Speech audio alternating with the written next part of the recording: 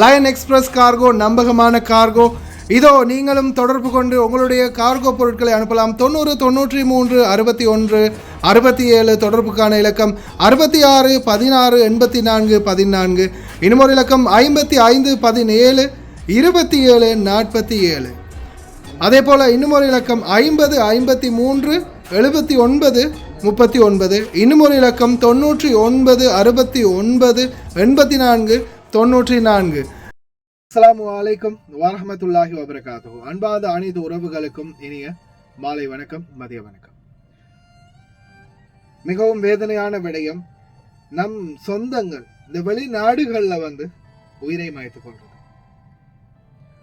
குடும்பங்களுடைய நிலைமை என்னன்றது கொஞ்சம் கூட ஒரு துளி அளவு கூட சிந்திக்காம நீங்க செய்யற இந்த தவறால எவ்வளவு பெரிய பாதிப்புகள் வருது அப்படின்றது நிறைய பேருக்கு தெரியறதில்ல. இப்போ ரீசெண்டாக நான் ஒரு போஸ்ட் போட்டிருந்தேன் இந்த சகோதரரை பற்றி. இந்த சகோதரரை பற்றின ஒரு போஸ்ட் ஒன்று ரீசெண்டாக நான் போட்டிருந்தேன். கிட்டத்தட்ட 1 month ஆகுது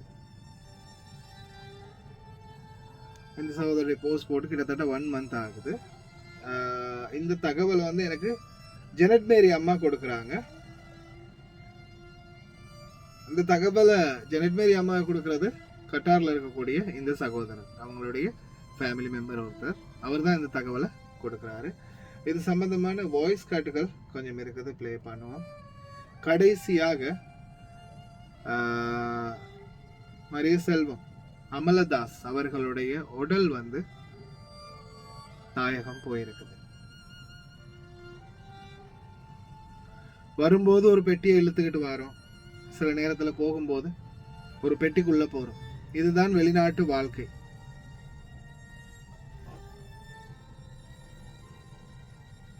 இது சம்பந்தமாக ஜெனட் மேரி அம்மா கொடுத்த தகவல் இருக்குது, அந்த தகவலையும் பார்த்துடலாம்.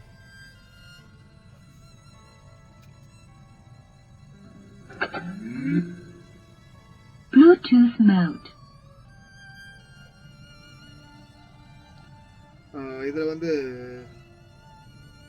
இந்த தகவலை ஃபுல்லாவே ஜெனட் மேரி அம்மா தான் எனக்கு கொடுத்தது. ஆல்ரெடி நம்ம இந்த நியூஸ்ல போடும்போது கூட ஜெனட் மேரி அம்மாவுடைய தகவலை தான் போட்டிருந்தோம்.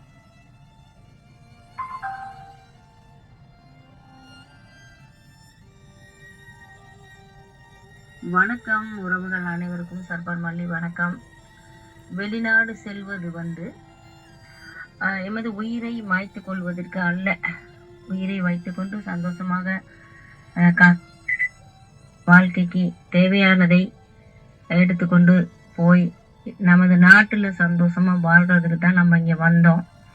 நமக்கு ஏற்படும் ஒவ்வொரு பிரச்சனைகளுக்கும் எப்படியாவது முகம் கொடுக்க நாம் கற்றுக்கொள்ள வேண்டும்.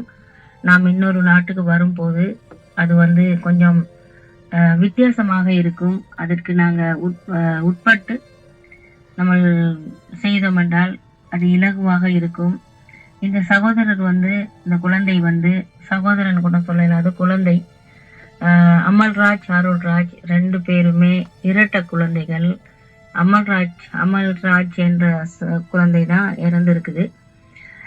உண்மையிலேயே இதை சர்பான்கிட்ட நான் பேசிக்கிட்டு இருக்கும்போதே எனக்கு கண்ணில் தண்ணி வந்துருச்சு.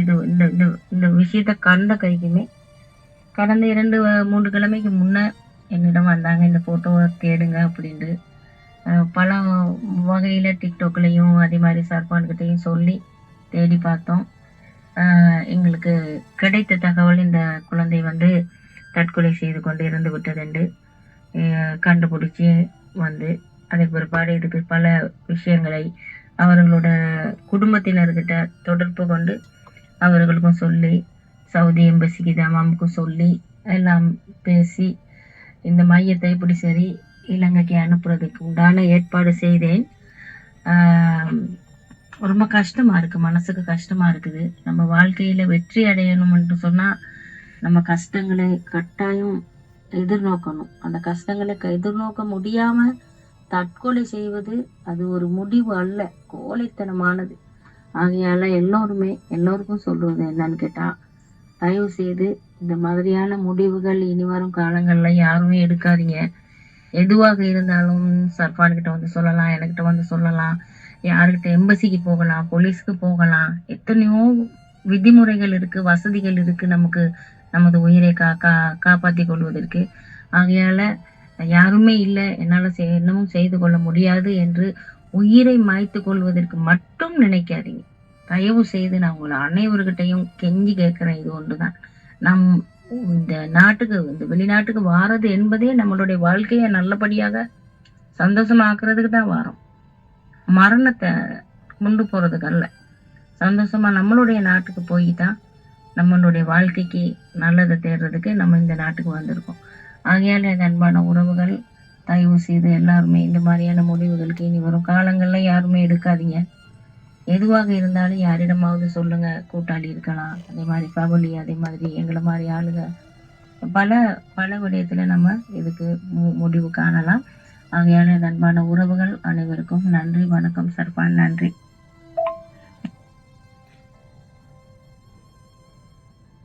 பொடி அடக்கம் பண்ணதுக்கு நானும் நன்றி சொல்லணும். எம்பேசிக்கும் உங்களோட உதவும் கரங்கள் உங்களுக்கு முதலாவது. உங்களால தான் அவ்வளவு எனக்கு கிடைச்சது உதவி உண்டு.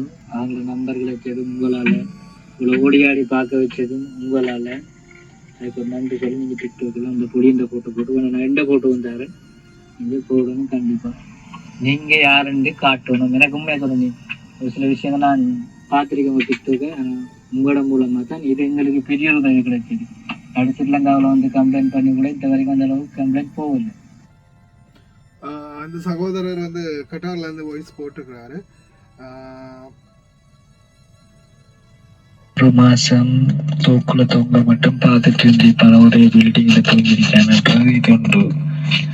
அடுத்தது நிறைய பேர் அவங்கள அப்பாவோட வாய் மறுப்பல் எடுத்ததோட காணாம போய் 3 நாள் இப்பதான் சொல்லியிருக்காங்க. இங்க காணல, 3 நாளைக்கு காணறான்னு சொல்லி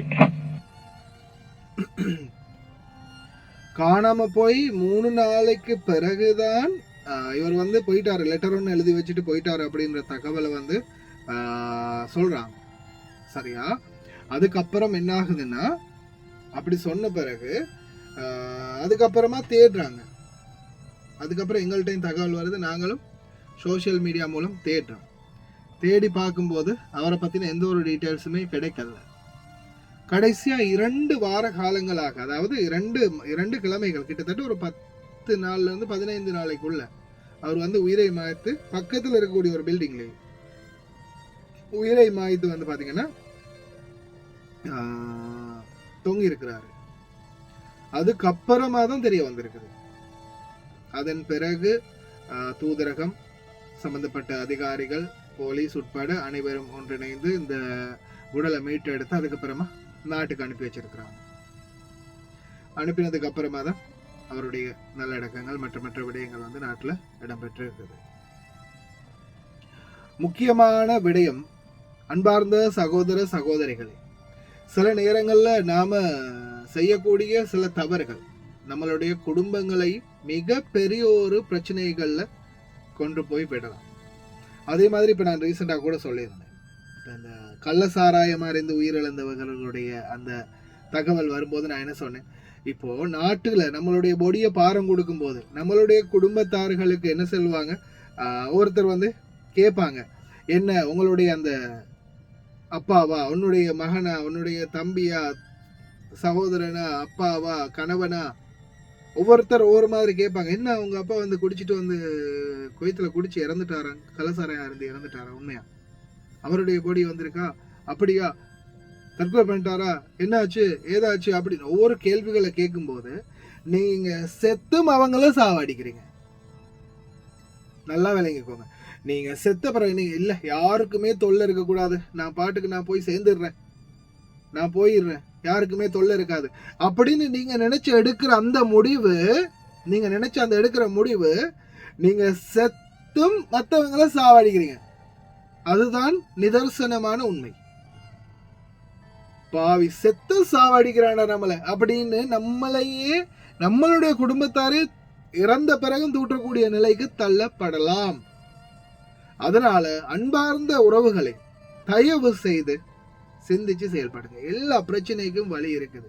அதே மாதிரி படைச்ச ஆண்டவனாலே முடியல, எல்லாரையும் ஒரே மாதிரி வைக்கிற, எல்லாரும் உலகத்துல எத்தனை பில்கேட்ஸ், ஒண்ணுதான் பில் கேட்ஸ், அம்பானி ஒன்றுதான், எலான் மஸ்க் ஒன்றுதான்.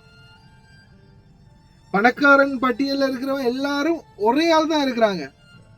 இறைவனை நினைச்சிருந்தா இந்த உலகத்தையே கோடீஸ்வர உலகமா மாத்தி எல்லாரையுமே பணக்காரன் ஆக்கியிருக்கலாமே. ஏன் எல்லாரையும் பணக்காரன்? இறைவனே அதை விரும்பலன்னும் போது நாம ஏன் அதுக்காக இன்னும் என்னையோ பிரச்சனை வந்தாலும் கூட ஏன் நாம அதுக்காக இன்னும் கஷ்டப்படணும்? அவன் அப்படி சொல்லுவானே, பக்கத்து வீட்டுக்காரன் இப்படி சொல்லுவானே, குடும்பத்தில் உள்ளவன் அப்படி சொல்லுவானே, எவன் எது வேணாலும் சொல்லிட்டு போகட்டும். நம்ம வாழ்க்கை நம்ம கையில. சொல்றவன் சொல்லிட்டு போயிருவான். கடன் பட்டு அவனுக்கு முன்னாடி வாழணும்னு நினைச்சோமா, கடைசியில அந்த கடனை கட்டி தொலைக்க போறது நம்ம தான். வட்டிக்கு பணம் வாங்குறோமா, அந்த வட்டியை கட்ட போறது நம்ம தான். கோபத்துல ஆத்திரத்துல நாம ஏதாவது பண்றோமா, ஒருத்தன் அப்படி சொல்லிட்டான் இப்படி சொல்லிட்டான் திட்டான் ஏதாவது பண்ணிட்டான்னு அவனை நாம போய் நம்ம ஏதாவது பண்றோமா, கடைசியில ஒன்று அவன் சேர்த்து போன நாம ஜெயிலுக்கு போவோம், நம்ம குடும்பம் நடுத்தருவில் நிற்கும். இதுதான் நடக்கிறது. அதனால எந்த ஒரு விடயத்திலையுமே அவசரப்படாம, அவசரம் இன்றைக்கு எல்லாரும் என்னில இருந்து நான் ஆரம்பிக்கிறேன், நான் என்னில இருந்து நம்ம உலகத்தில் இருக்கக்கூடிய எல்லாருமே அவசரம். கொஞ்சம் ஒரு நாள், ஒரு நிமிஷம், ஒரு செகண்ட், கொஞ்சம் பின்னாடி கொஞ்சம் முன்னாடி அப்படின்னு சொல்லக்கூடிய எத்தனையோ பேர் இன்னைக்கு இந்த உலகத்துல இருக்கிறோம். கொஞ்சம் யோசிச்சிருந்தா, இதை மட்டும் நான் பண்ணாம இருந்திருந்தா, இதை மட்டும் நான் பண்ணி இருந்தா அப்படின்னு யோசிக்கக்கூடியவங்க இன்னைக்கும் நான் உட்பட அனைவருமே இருக்கிறோம்.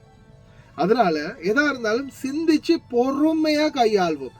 அவசரம், ஆத்திரக்காரனுக்கு புத்தி மட்டு அப்படின்னு சொல்லுவாங்க. அது மாதிரி அவசரப்பட்டு நாம் எடுக்கிற ஒவ்வொரு முடிவுகள்லையும் என்னைக்குமே சக்சஸ் இருக்காது, தோல்விதான் இருக்கும்.